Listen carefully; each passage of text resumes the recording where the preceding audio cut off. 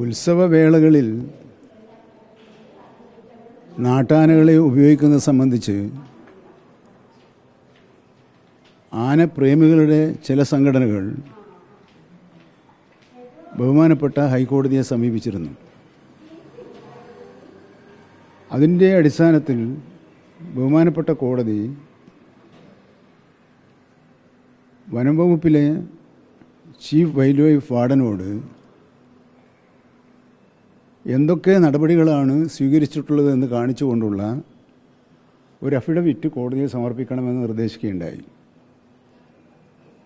ആ അഫിഡവിറ്റ് നൽകിയപ്പോൾ പ്രായോഗികമല്ലാത്ത ചില നിർദ്ദേശങ്ങളുണ്ടായി. പക്ഷേ ബഹുമാനപ്പെട്ട കോടതി ആ അഫിഡവിറ്റിലെ നിർദ്ദേശങ്ങൾ അതുപോലെ തന്നെ അംഗീകരിച്ചുകൊണ്ടാണ് ഒന്നാമത്തെ ദിവസം ഉത്തരവ് പുറപ്പെടുവിച്ചത്. അത് പൂരം പോലുള്ള വലിയ ആഘോഷങ്ങൾ നടത്തുന്നതിന് തടസ്സമായി നിൽക്കുന്ന നിബന്ധനകളാണ് എന്ന് തിരുവമ്പാടി ദേവസ്വവും പാറമേക്കാവ് ദേവസ്വവും ആശങ്ക പ്രകടിപ്പിക്കുകയും പ്രതിഷേധമറിയിക്കുകയും ചെയ്തു. തൃശ്ശൂരിലെ പൂരപ്രേമികളായ ജനങ്ങളും ആശങ്കയോടൊപ്പം പങ്കുചേർന്നു. അപ്പോഴാണത് ഗവൺമെൻറ്റിൻ്റെ ശ്രദ്ധയിൽപ്പെടുന്നത്. ഗവൺമെൻറ്റിൻ്റെ ശ്രദ്ധയിൽപ്പെട്ട് ഉടനെ തന്നെ ബന്ധപ്പെട്ട ഉദ്യോഗസ്ഥന്മാരോട് വിശദീകരണം ചോദിക്കുകയുണ്ടായി. ആ വിശദീകരണവുമായി ബന്ധപ്പെട്ട നടപടികൾ പിന്നീട് വരും. എന്തുകൊണ്ടാണ് അങ്ങനെ കൊടുക്കാനിടയായത്?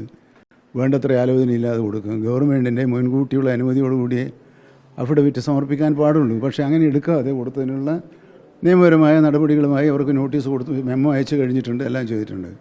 പക്ഷെ നമുക്ക് വേണ്ടത് ഒരു വശത്ത് ഉദ്യോഗസ്ഥന്മാരുടെ വീഴ്ചയ്ക്കുള്ള ശിക്ഷാ നടപടികൾ സ്വീകരിച്ചുകൊണ്ട് മാത്രം അത് ഒതുങ്ങിയിരിക്കാൻ പറ്റുന്നില്ല.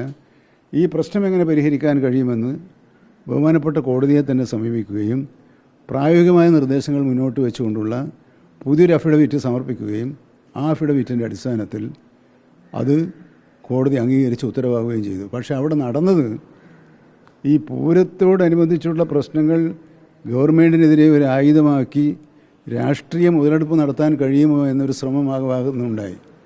ആ ശ്രമങ്ങൾ ദയനീയമായി പരാജയപ്പെടുത്താനും കഴിഞ്ഞിട്ടുണ്ട്. ഞാൻ അവകാശപ്പെടുന്നത് വനം വകുപ്പ് അവരുടെ മുമ്പാകെ വരുന്ന എല്ലാ പ്രശ്നങ്ങളിലും ജാഗ്രതയോടുകൂടിയ നടപടികൾ സ്വീകരിച്ചുകൊണ്ട് നിയമവാഴ്ച ഉറപ്പുവരുത്താനുള്ള നടപടികളാണ് സ്വീകരിക്കുന്നത്.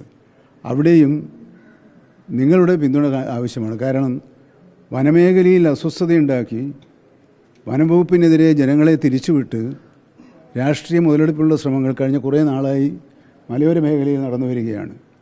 ആ ശ്രമങ്ങളുടെ മറ്റൊരു പതിപ്പാണ് തൃശ്ശൂർ പൂരവുമായി ബന്ധപ്പെട്ടുണ്ടാക്കിയത്. അവിടെ വനംവകുപ്പിലെ ഉദ്യോഗസ്ഥന്മാർക്ക് വീഴ്ചയുണ്ടായിട്ടുണ്ട്.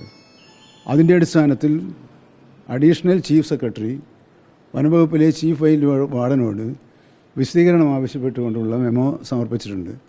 ഞങ്ങൾ അന്ന് ജനങ്ങൾക്ക് നൽകിയ ഉറപ്പ് തൃശ്ശൂർ പൂരം പൂർവാധികം ഭംഗിയായി നടത്താനുള്ള സാഹചര്യം ഒരുക്കുമെന്നാണ്. ആ വാക്ക് പാലിക്കാൻ ഞങ്ങൾക്ക് കഴിഞ്ഞിട്ടുണ്ട്. ഇത് മോദിയുടെ ഗ്യാരണ്ടിയല്ല, വനം വകുപ്പിൻ്റെ ഗ്യാരണ്ടിയാണ്.